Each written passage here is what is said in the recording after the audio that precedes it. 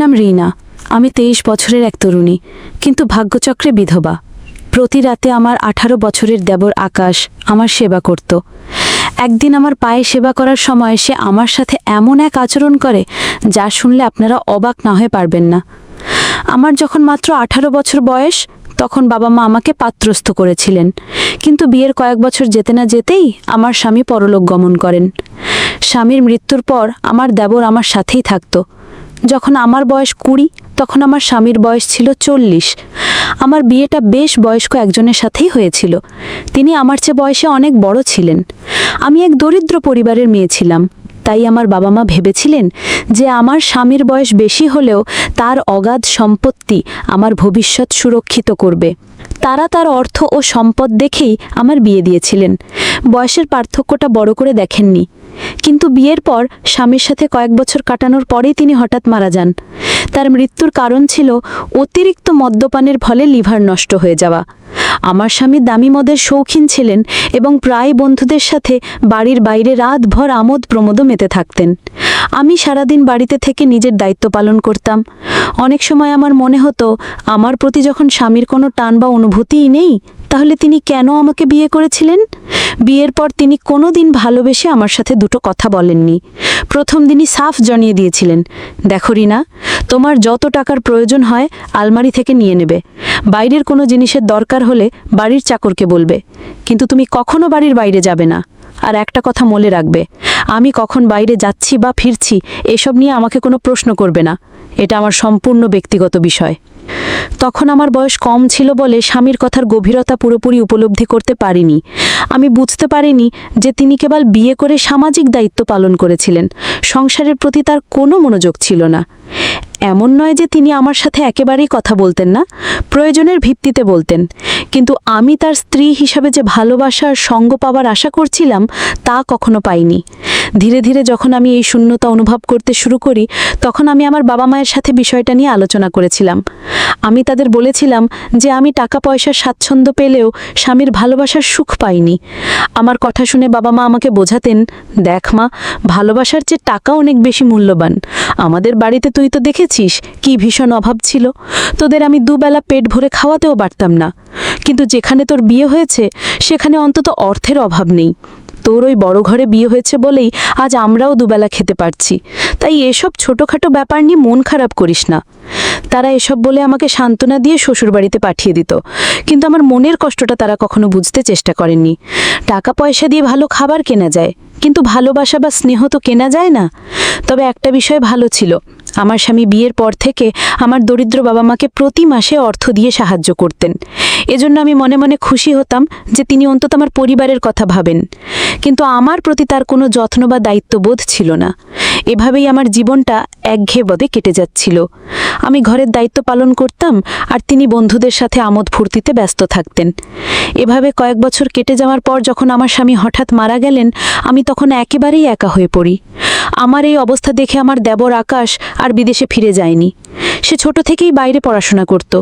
আমার স্বামী ভালোভাবেই জানতেন যে তার ভাই যদি তার সঙ্গে থাকে তাহলে সেও তার মতো উচ্ছৃঙ্খল হয়ে যেতে পারে, তাই ভাইয়ের উজ্জ্বল ভবিষ্যতের কথা ভেবে তিনি তাকে বাইরেই রেখেছিলেন। আমার শ্বশুর শাশুড়িও বহু আগেই মারা গিয়েছিলেন। এদিকে আকাশের বয়স 18 হলেও তাকে দেখে বোঝার উপায় ছিল না। তার সুঠাম স্বাস্থ্য ও পেশিবহুল চেহারা দেখে তাকে 27-28 বছরের যুবক মনে হতো। আকাশ আসার পর ধীরে ধীরে আমি বুঝতে পারলাম, এতদিন ধরে আমি স্বামীর কাছে যে ভালোবাসাটা আশা করছিলাম সেটা যেন আমার দেবর আমাকে দিচ্ছিল। স্বামীর মৃত্যুর পর আমি মানসিকভাবে খুব ভেঙে পড়েছিলাম। কারো সাথেই কথা বলতে ভালো লাগতো না। একজন বিধবা আর একজন সধবা নারীর জীবনে যে আকাশ পাতাল তফাৎ তা আমি হাড়ে হাড়ে টের পাচ্ছিলাম। স্বামীর মৃত্যুর পর কিছুদিন পর্যন্ত আমাদের বাড়িতে আত্মীয় স্বজনরা ছিল। তাদের সামনে কেঁদে আমি মনের কষ্ট কিছুটা হালকা করতাম, কিন্তু তারা চলে যাবার পর আমি আরও একা হয়ে পড়ি। মানে হতো ওই বিশাল বাড়িটা যেন আমাকে গিলে খেতে আসছে।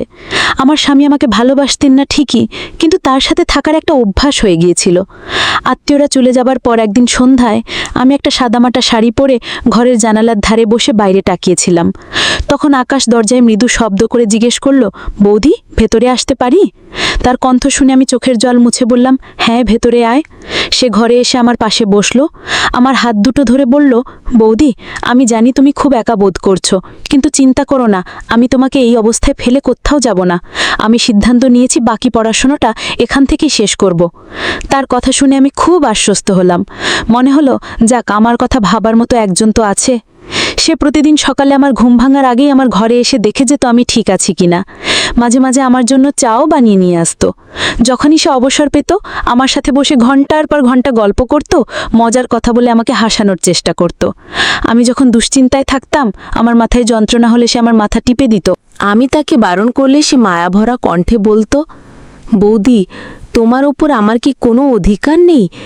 আমি কি তোমার একটু সেবা করতে পারি না? তার এই আন্তরিক কথায় আমি আর তাকে বাধা দিতে পারতাম না। এভাবেই দিন কাটতে লাগলো এবং আমার দেবর আমার খুব কাছাকাছি আসতে শুরু করলো।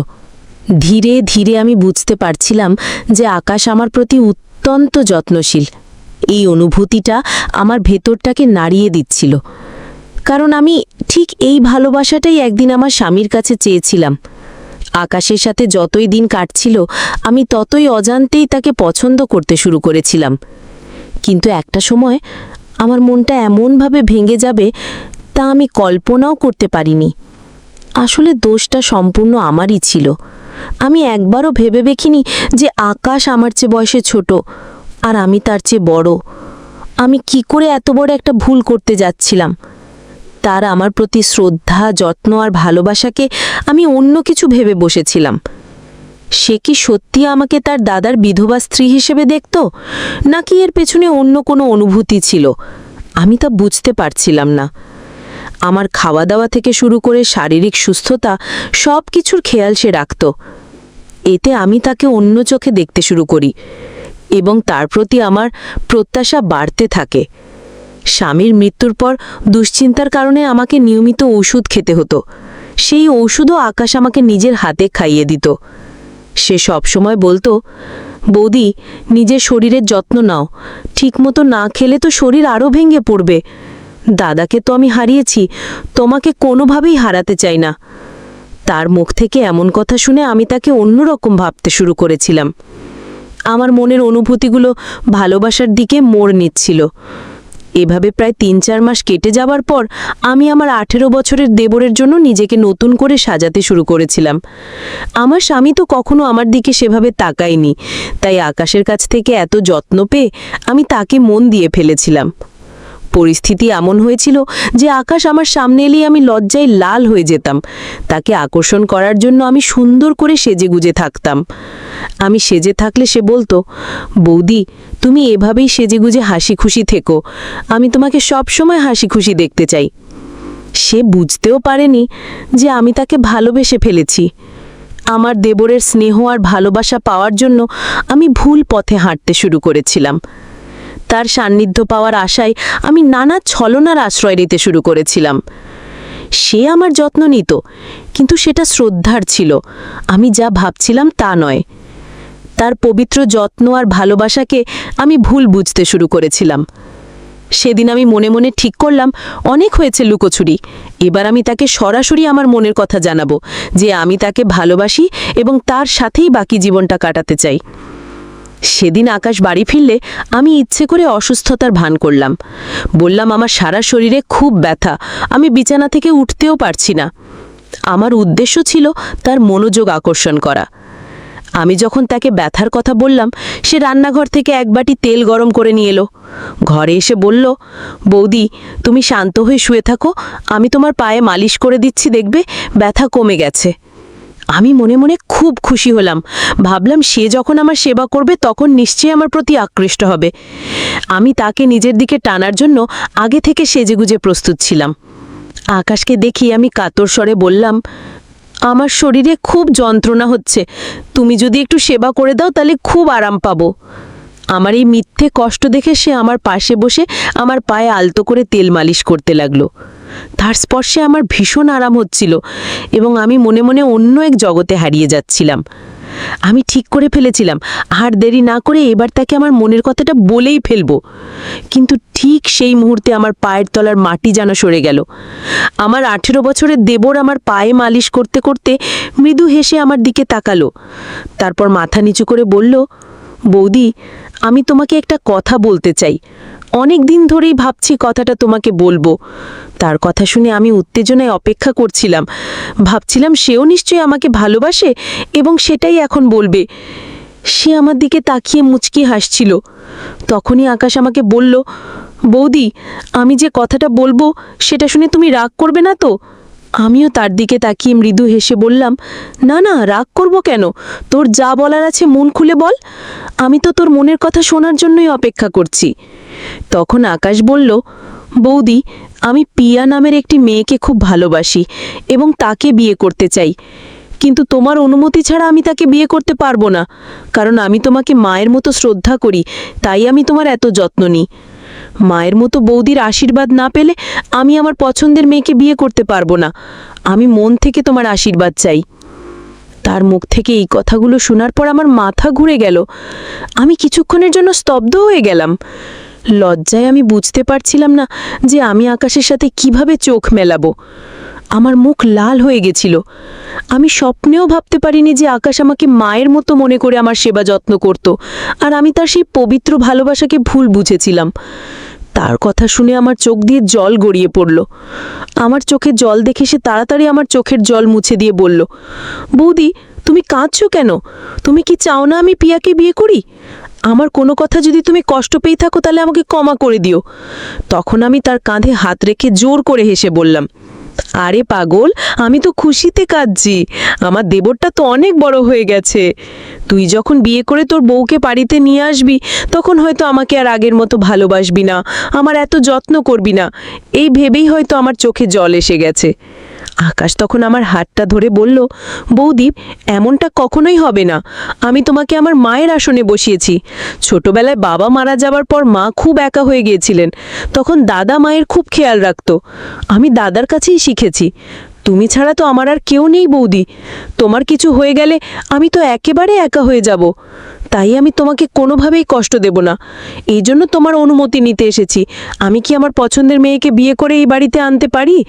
আমার স্ত্রী এলে তোমাকে আর কোনো কাজ করতে হবে না, সেই বাড়ির সব দায়িত্ব সামলে নেবে। তুমি এতদিন অনেক কষ্ট করেছো, সে এলে তোমার একাকিত্বও কেটে যাবে।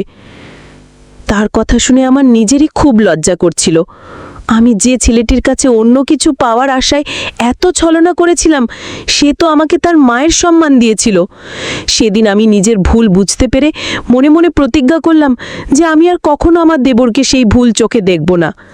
তারপর আমি আনন্দের সাথেই তার পছন্দের মেয়ের সাথে তার বিয়ে দিয়ে পিয়াকে এই বাড়িতে নিয়ে এসেছিলাম। এখন আমরা সবাই একসঙ্গেই থাকি। আমিও আমার দেবরকে নিজের ছেলের মতোই স্নেহ করি। আকাশের আমার প্রতি ভালোবাসাটা যেহেতু মাতৃস্নেহের মতো ছিল, তাই আমি আর কোনোদিন তাকে আমার মনের কথা জানাইনি। আমিও নিজে খুব লজ্জিত ছিলাম।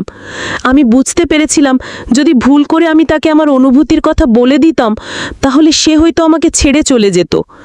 আমি কখনোই চাইনি যে আমার ছেলের মতো দেবর, যে আমার এত খেয়াল রাখে, তাকে আমি হারাই। তাই আমি আর কোনোদিন আমার মনে তার প্রতি কোনো গলদ চিন্তা আসতে দিইনি। সেদিন থেকে আমরা সবাই একসঙ্গেই মিলেমিশে বসবাস করি।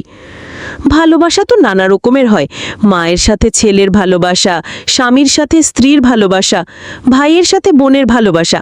ঠিক তেমনি দেবন আর বৌদিরও ভালোবাসা খুব পবিত্র হতে পারে। পার্থক্য শুধু এটাই যে আমরা সঠিক সময় সঠিক ভালোবাসাটা বুঝতে ভুল করে ফেলি, যেমনটা আমি করেছিলাম। আমি আমার দেবরের পবিত্র ভালোবাসাকে চিনতে পারিনি।